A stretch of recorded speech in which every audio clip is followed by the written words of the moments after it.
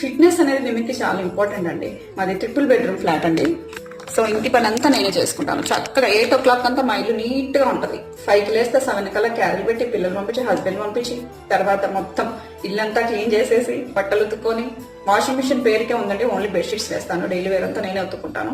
Bathrooms clean చేసుకొని మళ్ళీ afternoon కి హస్బెండ్ కి మల్టీగ్రెయిన్ రోటీ ప్రిపేర్ చేసుకొని, కర్రీస్ వాటి ప్రిపేర్ చేసుకొని, అలాగే మార్నింగ్ ఫిజికల్ యాక్టివిటీస్ చేసుకొని, మధ్యలో ఒక ½ hour అలా బ్రేక్ వస్తుందండి, కొంచెం రిలాక్స్ టైం. ఆ టైంలో నేను ఇలా రీచ్ చేస్తున్నాను. కొన్నైనా జనాలకు ఉపయోగపడతాయి కదా.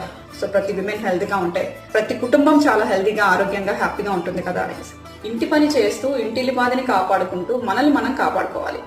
పనే, హెల్త్ అండి. రెండింటిని మేనేజ్ చేయాలి.